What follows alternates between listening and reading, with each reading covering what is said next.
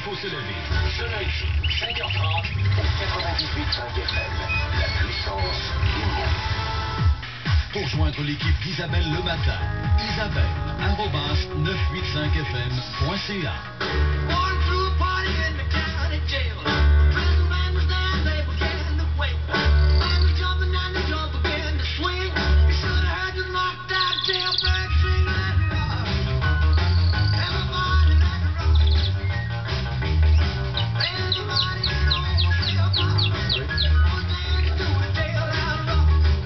Un peu de légèreté, Jailhouse Rock, vous l'aurez reconnu de l'autre Elvis, pour présenter un sujet fort sérieux, c'est-à-dire comment se fait la réinsertion en société quand on a passé plusieurs années en prison. Je vous rappelle qui sont mes invités. D'abord, Maître Robert Lahaye, criminaliste, Michel Dunn, ex-détenu et intervenant chez Option Vie, et Léo Simard, ex-détenu en libération conditionnelle depuis 2 mois. Michel Dunn, j'aimerais tantôt que vous me parliez de ce que c'est qu'Option Vie, mais pour l'instant, revenons à cette question que Maître Lahaye a posée juste avant la pause, c'est-à-dire, quand vous êtes en maison de transition, est-ce qu'on vous explique vraiment comment la société fonctionne maintenant, puisque dans certains cas, ça fait des années et des années et des décennies que vous n'êtes pas revenu dans cette société-là. Alors, Léo Simard, je vous pose cette question. Est-ce qu'on vous l'a bien expliqué? Ben, on me l'a bien expliqué. On va m'expliquer ce que je veux savoir, tu sais, mais il n'y a pas personne qui va prendre la décision de viens ici, on va t'expliquer comment ça marche à ce stade-dehors, tu sais. C'est à moi à savoir checker tous les problèmes que j'ai, les difficultés que j'ai. Si je ne demande pas d'aide, puis si je ne vais pas voir personne pour en savoir plus, je m'en rester de mon problème, tu sais. Il faut que ça soit moi qui me donne un coup de pied dans l'arrière, puis je dis, bon, ben là, écoute, ben là, ça marche pas, puis il y a des intervenants pour ça, là, qui vont venir, tu sais. Mais si tu veux pas avancer, mais tu veux rester avec ton problème, il n'y a personne qui va me battre, apprendre à vivre à l'extérieur. Michel, qu'est-ce qu'il est urgent de démontrer aux ex-détenus qui s'apprêtent à revenir dans la société? Qu'est-ce qu'il faut absolument qu'ils sachent, qu'ils comprennent? Qu'est-ce qu'on doit leur donner comme information? En réalité, Léo a répondu à la question.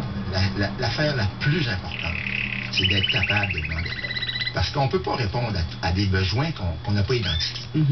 Alors, la question fondamentale, moi, je vous le dis par expérience, en fait, 17 ans de prison, 14 ans à Option Vie.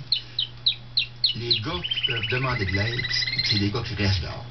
Parce qu'au lieu de s'empêtrer dans un problème sans issue, ils trouvent des réponses aussitôt. Les autres vont revenir à l'intérieur. C'est clair. Et le système, c'est pas un système qui a été fait au hasard.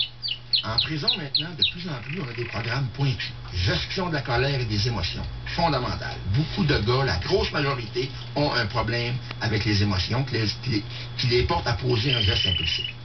Et la transition, c'est le temps de pratiquer des programmes qu'on a appris. On les pratique dans la journée, dans la communauté, et le soir, on revient dans un milieu, je dirais encadrant, mais surtout supportant. Et on parle avec le conseiller.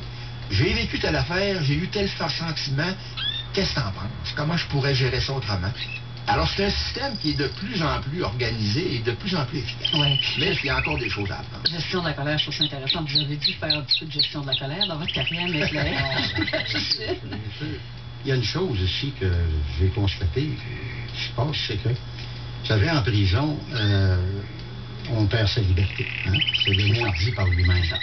Et on perd une autre chose, et on dit, on a perdu bien peu quand on garde de l'honneur, mais on perd son honneur aussi. 2 choses, son honneur, sa liberté. Puis en prison, ils sauront probablement me confirmer là-dessus, tu peux pas passer ton temps pour